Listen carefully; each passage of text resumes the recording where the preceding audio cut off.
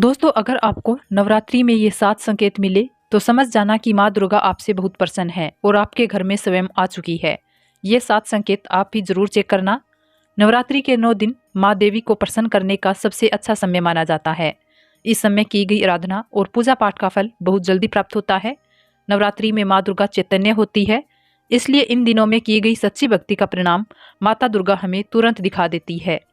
इस समय गलत करने से माँ चैतन्य होने के कारण हमारे द्वारा बुरा कर्म करने का बुरा परिणाम तत्काल दिखाती है। नवरात्रि के पूरे 9 दिन हमें पूर्ण रूप से सात्विक विचार से रहना चाहिए। हमें 9 दिनों तक कपट, छल, ईर्ष्या और द्वेष आदि का परित्याग कर देना चाहिए। माँ दुर्गा जिस घर में आती है उस घर को तीर्थों से ज्यादा शुद्ध एवं पवित्र कर देती है। वहाँ रहने वाले सभी लोगों की बुद्धि भक्तिमय हो जाती है और घर एकदम शांत रहता है। तो आप भी अपने घर में चेक करना ये संकेत। अगर आपको कोई भी संकेत मिले तो समझ जाना माता रानी आपके घर में आ चुकी है। तो आइए जानते हैं उन संकेतों के बारे में। सर्वप्रथम जान लेते हैं माँ नव दुर्गा के 9 स्वरूप एवं उनकी महिमा के बारे में। उसके बाद में जानेंगे कि वे कैसे और कौन से 7 संकेत हैं जिससे पता कर सकें कि माता रानी आपके घर में आ चुकी है। माता रानी के जो 9 स्वरूप बताए गए हैं उनकी पूजा करने से हमें अलग अलग फल की प्राप्ति होती है। ये जानकारी सबसे पहले जानते हैं। नवरात्रि के प्रथम दिन हम माँ शैलपुत्री की पूजा करते हैं। नवरात्रि में माता का जो प्रथम स्वरूप है वो है शैलपुत्री। तो शैलपुत्री किस लिए बोला जाता है? ये पर्वतराज हिमालय के घर में पुत्री के रूप में उत्पन्न हुई थी, इसलिए इनका नाम शैलपुत्री पड़ा है। नवरात्रि के प्रथम दिन हम माता शैलपुत्री की उपासना करते हैं। वृषभ पर माता जो शैलपुत्री स्थित रहती है, वृषभ इनका वाहन है। ये अपने हाथों में खड़ग, चक्कर, धनुष, बाण, गदा, त्रिशूल, सुमड़ी, कृपाल और शंख को धारण करके संपूर्ण आभूषण से विभूषित होती है। नीलमणि के समान कांति युक्त 10 भुजा माता के हैं। इसके दाएं हाथ में त्रिशूल और बाएं हाथ में कमल पुष्प सुशोभित है। देवी शैलपुत्री शक्ति, दृढ़ता आधार पर स्थिरता का प्रतीक है। माता की उपासना करने से जीवन में स्थिरता आती है। अगर आप भी माता शैलपुत्री को प्रसन्न करना चाहते हैं तो आपके जीवन में स्थिरता आएगी। नवरात्रि के द्वितीय दिवस पर माँ ब्रह्मचारिणी की पूजा की जाती है। देवी ब्रह्मचारिणी की उपासना करने से कई प्रकार के मनोरथों की पूर्ति होती है। देवी ब्रह्मचारिणी इनका नाम क्यों पड़ा? तो भगवान शिव से विवाह करने के लिए प्रतिज्ञावक देवी माता पार्वती कठोर ब्रह्मचार्य का पालन किया। ब्रह्म का अर्थ है तपस्या और चारिणी का अर्थ है आचरण करने वाली। इस प्रकार ब्रह्मचारिणी का अर्थ हुआ तप और आचरण करने वाली। तो माता रानी ने कठोर तपस्या की भगवान शंकर को प्राप्त करने के लिए। तो सर्वप्रथम इनके स्वरूप के बारे में जानते हैं। देवी ब्रह्मचारिणी के दाहिने हाथ में जप की माला, बाएं हाथ में कमंडल है। देवी ब्रह्म का स्वरूप है अर्थात तपस्या का मूर्तिवान रूप है। देवी ब्रह्मचारिणी की उपासना करने से मनुष्य में तप, त्याग, वैराग्य, सदाचार और संगम की वृद्धि होती है।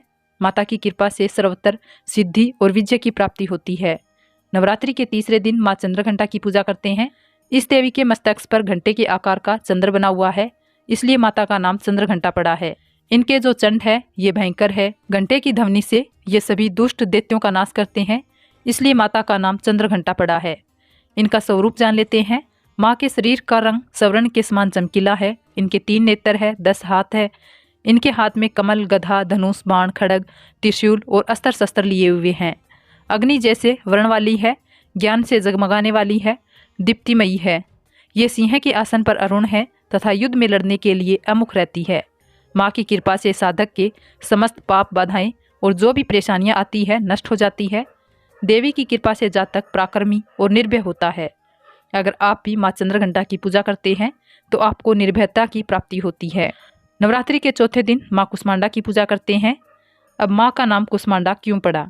ये माता कुष्मांडा है, ये हंसने मात्र से ब्रह्मांड का निर्माण करती है। माता कुष्मांडा ने ही सृष्टि का ये जो अस्तित्व है ये हम सबके बीच में लाई है। क्योंकि माता ने ही सृष्टि का निर्माण किया है, इसलिए माता का नाम कुष्मांडा पड़ा। माता रानी की 8 भुजाएं हैं। ये 8 भुजाएं कई प्रकार की हैं। इन 8 भुजाओं में धनुष, बाण, कमल, पुष्प, अमृत, पुण्य, कलश, चक्कर तथा गदा रखे हुए हैं और ये सभी प्रकार के 8 प्रकार के सिद्धि को अपने हाथों में प्रदान करने वाली कही गई है। इनका वाहन सिंह है और कुष्मांडा माता की आराधना करने से जातक के समस्त रोग और शोक जो होते हैं मिट जाते हैं। देवी हमें आरोग्य, यश और बल तथा आरोग्य प्रदान करती है। नवरात्रि के पंचम दिवस माता स्कंद माता की पूजा की जाती है। शैलपुत्री ने ब्रह्मचारिणी बनकर तपस्या करने के बाद भगवान शिव से विवाह किया। तदंतर स्कंद उनके पुत्र बने, अर्थात कार्तिकेय जो है उनके पुत्र बने। इसलिए माता स्कंद माता कहलाई। स्कंद महाराज को, स्कंद भगवान को अपनी गोद में हमेशा बैठे हुए माता रहती है, इसलिए इनका नाम स्कंद माता पड़ा। स्कंद माता की दाहिनी भुजा में कमल, बाईं भुजा में बरमुद्रा है। इनकी 3 आंखें हैं, 4 भुजाएं हैं। ये कमल पर विराजमान है। इनके शरीर में कांतिमयी है। इनका शरीर एकदम चमकीला है। इन्हें कई प्रकार के नामों से भी जाना जाता है। पद्मासन देवी भी कहते हैं। अब स्कंद भगवान इनकी गोद में है, इसलिए इन्हें स्कंद माता भी कहते हैं। और इन माता की उपासना करने से समस्त इच्छा की पूर्ति होती है और परम शांति की भी प्राप्ति होती है और परम सुख का अनुभव होता है। जो भी वस्तु आपको चाहिए, इनकी पूजा करने से, इनकी साधना करने से सभी प्रकार की वस्तु की प्राप्ति होती है। दोस्तों, इसके बाद नवरात्रि के छठे दिन देवी कात्यायनी की पूजा करते हैं। माँ दुर्गा के छठे रूप को माँ कात्यायनी के नाम से जाना जाता है। महर्षि कात्यायन की कठिन तपस्या से प्रसन्न होकर उनकी इच्छा के अनुसार उनके यहाँ पुत्री के रूप में पैदा हुई थी। महर्षि कात्यायन ने इनका पालन पोषण किया, इसलिए माता का नाम कात्यायनी पड़ा है। माता कात्यायनी का स्वरूप अत्यंत दिव्य और स्वर्ण के समान चमकीला है। ये अपने प्रिय स्वारी सिंह पर विराजमान रहती है। इनकी 4 भुजाएं हैं। ये भक्तों को वरदान देती है। इनका एक हाथ अभय मुद्रा में है, दूसरा हाथ वर मुद्रा में है और अन्य हाथों में तलवार तथा कमल पुष्प लिए हुए हैं। माता की भक्ति जातक को अर्थ, धर्म, काम और मोक्ष चारों फल प्रदान करती है। साधक अलौकिक तेज और प्रभाव से युक्त हो जाता है।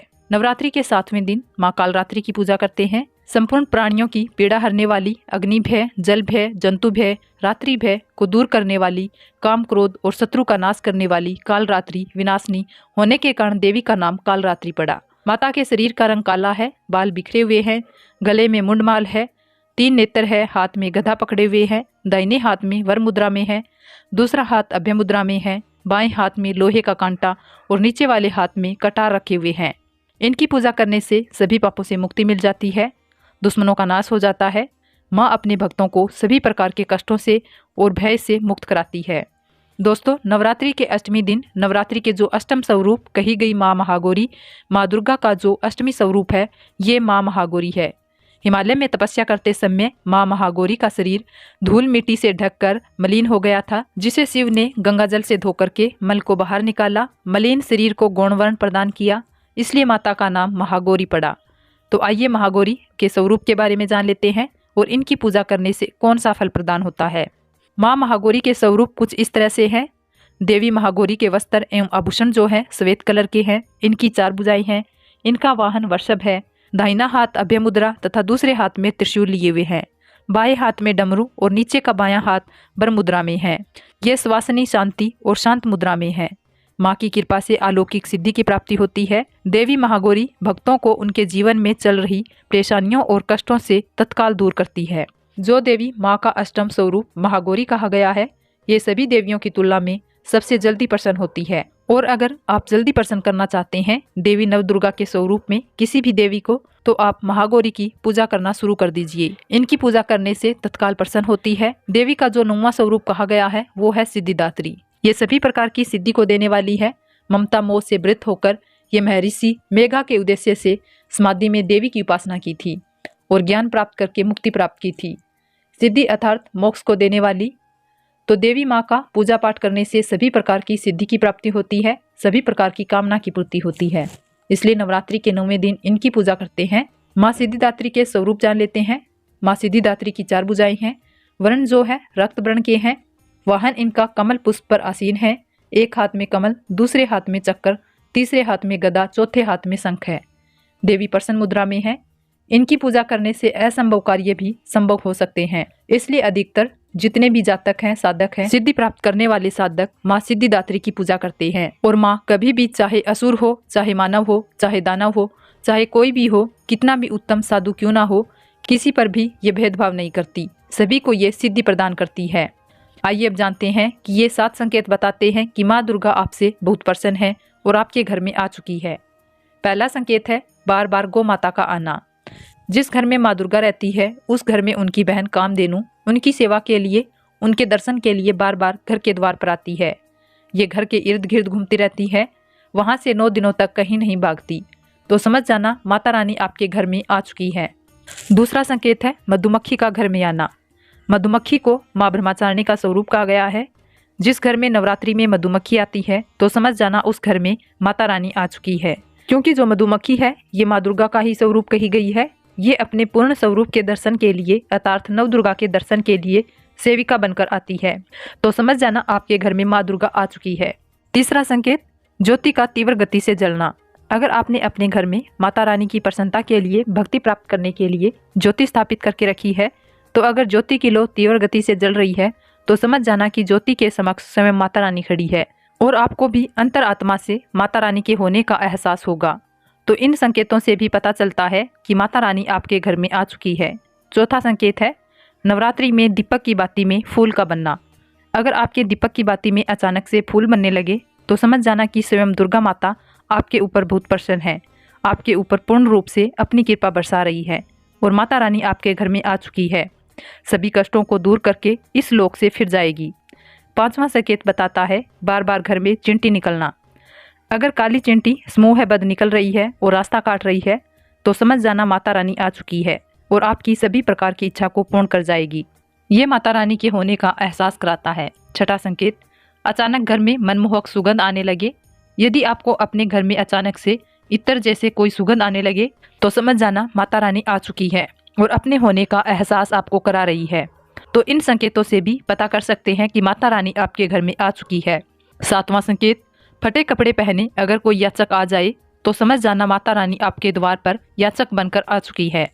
नवरात्रि में कोई भी याचक आए तो खाली हाथ भूलकर भी नहीं जाने देना चाहिए, क्योंकि स्वयं माता रानी परीक्षा लेने के लिए हमारे घर में याचक बनकर आ जाती है। क्योंकि ईश्वर अपने भक्तों की परीक्षा लेने के लिए धरती पर स्वयं आते हैं और यह आपको समझना होगा। तो ये थे 7 संकेत जो आपको बताते हैं कि माता रानी आपके घर में आ चुकी है और आपसे प्रसन्न है। इनमें से आपको कौन सा संकेत मिला है हमें कमेंट सेक्शन में ज़रूर बताएं।